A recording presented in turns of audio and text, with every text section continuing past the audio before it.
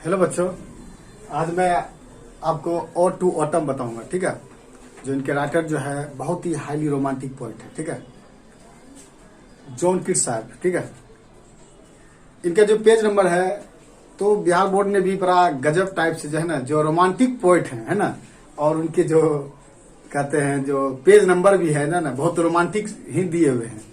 क्या मतलब क्या सेटिंग है, मतलब बिहार बोर्ड ने भी है ना रोमांटिक पोएट को रोमांटिक ढंग से जो है ना सेटिंग की है। तो पेज नंबर उनका आप देखोगे 143 है।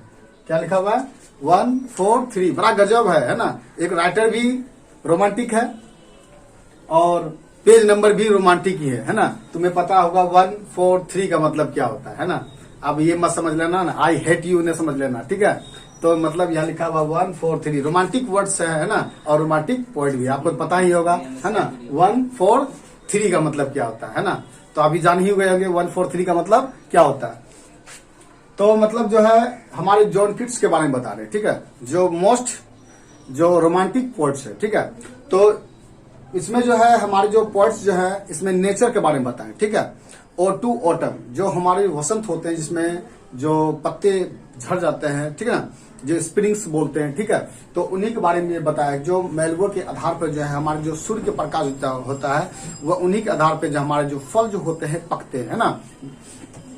और जॉन किट्स साहब जो है कि अगर हम बारे में बताएं तो ये हाईली रोमांटिक पोएट था ही, मगर इनकी जो लाइफ है तो कहा जाता है कि जो बेहतर इंसान होते हैं ना तो उनकी लाइफ जो होता है ना बहुत ही शॉर्टेज होते हैं। ठीक उसी प्रकार से हमारे जो जॉन किट्स साहब जो थे ट्यूबरकुलोसिस बीमारी के कारण जो है उनकी मौत जो है ना 1821 ईस्वी में हो गई थी। ठीक है, वह उनकी एज जो था 26 ईयर्स ओल्ड थे। ठीक है, और बेचारे जो है बहुत ही कम उम्र में ही वह चल बसे थे। ठीक है, तो मैं आपको आज मैं बताऊंगा कि जॉन किट्स के बारे में।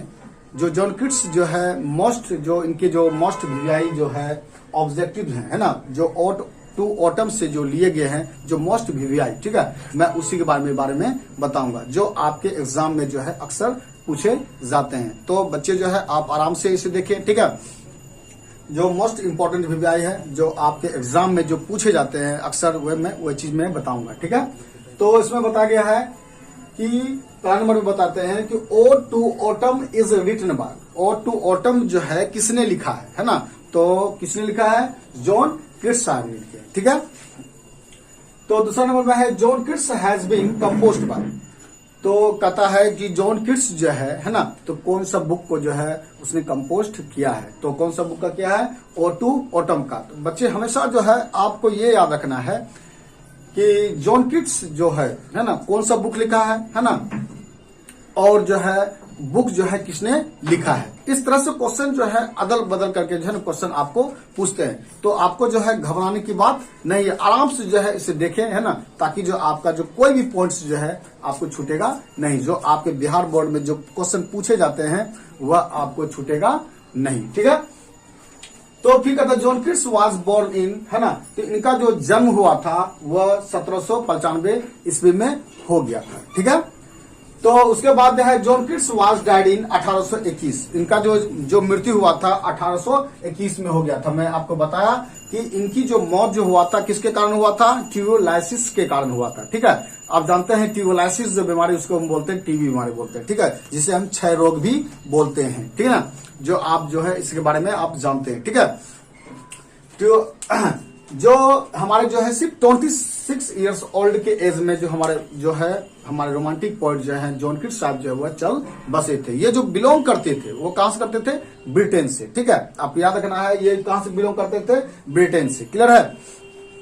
अब देखो कहता है ode to autumn is a. तो ode to autumn is a ये जो है ये पोएम जो है ना, ये क्या है? पोइट्री है। क्या है? ये पूछ देगा जो ओ टू ऑटम क्या है, वो क्वेश्चन दे सकता है ना, पोइट्री दे देगा, प्रोज दे देगा है ना। तो इस तरह से क्वेश्चन दे देगा तो आपको याद रखना है ये क्या है? एक पोइट्री है। ठीक है, एक पोएम है। क्लियर है? अब अगला है ओ टू ऑटम इज है ना पोएम ऑफ है ना। ये जो है किस तरह का पोएम, आपको मैं बताया था ये जो है किस तरह का पोएम है। ये एक नेचर पोएम है। ये रोमांटिक है ना, मगर ये जो पोएम जो लिखे हुए हैं ये किस तरह का पोएम लिखे हुए हैं? ये एक नेचर पोएम है। ठीक है, आपको याद रखना है फिर कहता है ode to dash is an ode, ठीक है, आपको याद रखना है ode to dash is an ode, ये जो क्या है ओड टू ओटम का ये शॉर्ट फॉर्म कर दिया, आपको याद रखना है। तो ये जो है कभी कभी क्वेश्चन इसमें भी पूछ देता है कि ये टू ओटम दे देगा और डैश दे देगा, आगे डैश दे देगा, टू ओटम कर दे देगा, ऑप्शन दे देगा ओड, है ना, वार, रोमांटिक, इस तरह दे देगा, आप याद रखना है ये ओड है, ठीक है। तो यहाँ पे दिया है कि O2, तो क्या हो जाएगा ओटम हो जाएगा। आपको कॉमन फैक्टर याद रखना है कि O2 ओटम होता है, ठीक ना। तो बच्चे आपको जो है टेंशन लेने की बात नहीं है, ठीक है। तो आराम से इसे देखें ताकि जो आपका कोई भी जो है आपका ऑब्जेक्टिव जो है आपसे नहीं जाएगा, ठीक है। फिर कहता है dash was a great lover of nature, तो कहता है कि कौन जो है लवर ऑफ नेचर है ना, जो प्राकृतिक के पीछे पागल था, है ना, जो वो ग्रेट कौन था। तो आपको याद रखना है जॉन कीट्स। इसलिए बताया गया है क्योंकि यह पोयम जो है नेचर पे आधारित है ना, इसलिए इसे जो है यहाँ पे ग्रेट ऑफ नेचर बताया गया, ठीक है। आपको याद रखना है तो कौन है जॉन कीट्स। आपको जो है टेंशन लेने की बात नहीं है बच्चों, है ना। आप से इसे देखें, अगर आपको प्रॉब्लम हो रही है ना, तो आप जो है आप मैसेज करके बता सकते हैं। अगर कोई प्रॉब्लम है तो आप मुझे मैसेज करें, है ना, मैं आपका उनका समाधान करूंगा, ठीक है। फिर अगला कहता है कि John Keats belongs to, John Keats जो है कहां से बिलोंग करते हैं, है ना। तो आपको याद रखना है कहां से, ब्रिटेन से, ठीक है। आपको याद रखना है कहां से बिलोंग करते हैं, ब्रिटेन से, क्लियर है। फिर कहता है John Keats is a dash poet, है ना। तो कौन से पोएट है, आपको मैं बताया था रोमांटिक पोएट है ना। बेचारा जो है रोमांटिक जो है वो सिर्फ 26 ईयर्स ओल्ड में ही वो चल बसे थे, है ना, जो कि उनकी एज सिर्फ 26 साल के थे। वो बेहतरीन वो अपने बुक को लिखे, ठीक है ना, जो कि अधिकतर जो हुआ ओट के बारे में वो लिखे हुए हैं, ठीक है। जो इनकी जो सबसे मोस्ट बुक्स भी हैं इनके, है ना, जो उसने राइट किए हैं, मैं आगे बताऊंगा, ठीक है।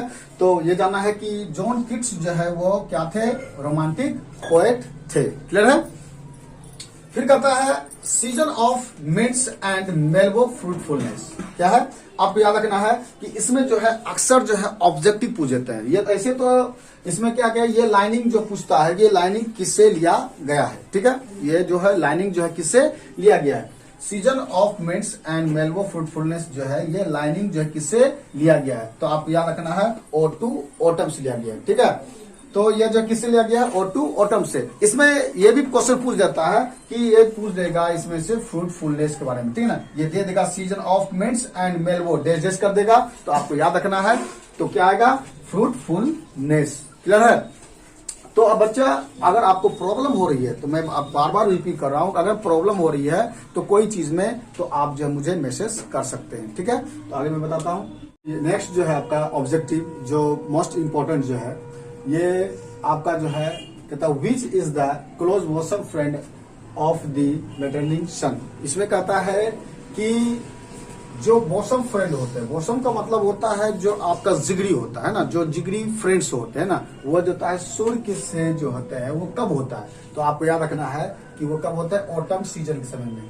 क्योंकि वहां पे जो होता है ब्रिटेन में क्या होता है कि वहां के जो सीजन होते हैं वहां पे बर्फबारी जो होते हैं ना, क्योंकि वहां पे जो है जिस प्रकार से हमारे इंडिया में जो आपका जो सीजन चलता है कि हम सबों का अलग अलग होता है, सर्दी गर्मी बरसात इस तरह से होता है, मगर वहां पे क्या होता है कि भारत की तरह वहां पे सीजन नहीं होते, ठीक है ना।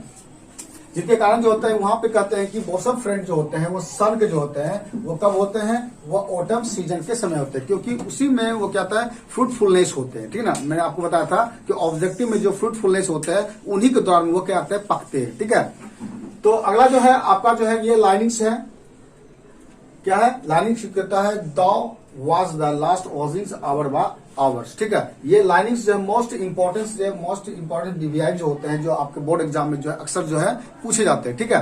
तो ये लाइनिंग जो है किससे लिए गए हैं, आपको याद रखना है O2 ओटम से लिए गए हैं, ठीक है। आपको याद रखना है कि O2 ओटम से ये लाइनिंग लिए गए, क्योंकि ये अक्सर जो होता है आपके एग्जाम में पूछे जाते हैं, ठीक है। फिर कहता है लिनिया एंड हर्निया आर रिटन बाय, ये बहुत ही इंपॉर्टेंस है, ठीक है। आपको याद रखना है कि ये जो है आपका जो बुक्स जो है ना, ये लिखे जो है जॉन कीट्स साहब जो लिखे हैं ये बहुत ही इंपॉर्टेंट है, ये अक्सर जो है आपके क्वेश्चन में जो रियलाइज होते हैं, ठीक है। तो ये किसने लिखे हैं, जॉन कीट्स, क्लियर है।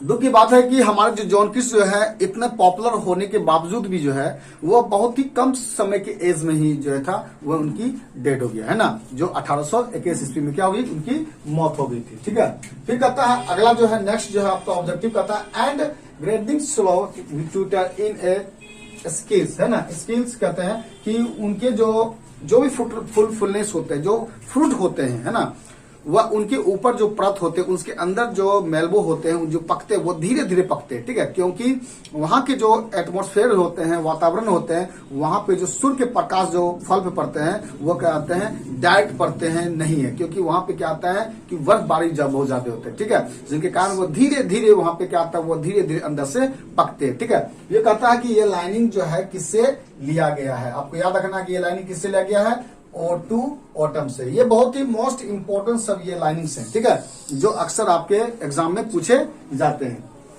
फिर हम बताते हैं कि जॉन किट्स की जो मौत जो हुई थी किसके कारण हुई थी, यानी किसकी वजह से हुई थी। आपको हम बताए थे कि किसके कारण हुआ था, कि ट्यूबरकुलोसिस के कारण, है ना।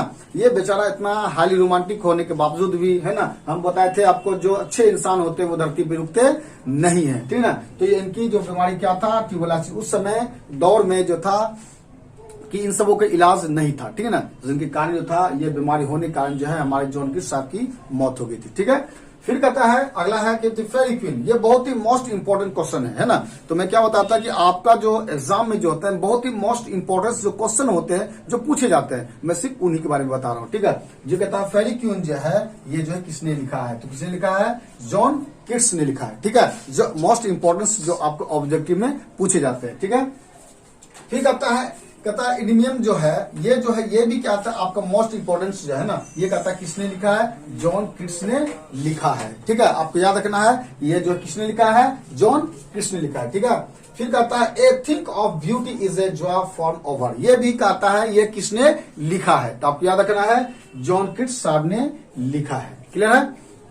फिर कहता है John Keats died of tuberculosis at the age of, मैं आपको पहले बता चुका था कि इनकी जो मौत जो हुई थी ट्यूबरकुलोसिस जो कारण हुआ था, उनकी एज कितना हुआ था, वह था 26। आपको याद रखना है कि वह 26 साल के एज में उनकी ट्यूबरकुलोसिस के कारण उनकी क्या हुई थी, मौत हो गई थी। ठीक है, फिर कहता है और seconds as the light wind lives dark, है ना। कहता है ये लाइनिंग जो है किससे लिया गया है, आपको याद रखना है और टू ऑटम से लिया गया है। ठीक है, अगला है कहता है ऑटम स्टार्ट्स विद द, है ना, departure of the day season, है ना। कहता है कि ऑटम जो होता है वह सीजन कब से चालू हो जाता है, तो वह आप याद रखना है, वो कहता है समर से। ठीक है, तो आप जो है आप याद रखना है कि ये जो मोस्ट इंपोर्टेंट सब ये वीवीआई है, ठीक है ना, जो आपके लिए मैं जो हूँ सिर्फ मोस्ट इंपोर्टेंट वीवीआई ही लेके आया हूँ। ठीक है, तो बच्चों अगर आपको दिक्कत हो रही है तो मैं पहले ही बोल रहा हूँ कि अगर प्रॉब्लम हो रहा है तो आप जो है मुझे मैसेज कर सकते हैं, है ना।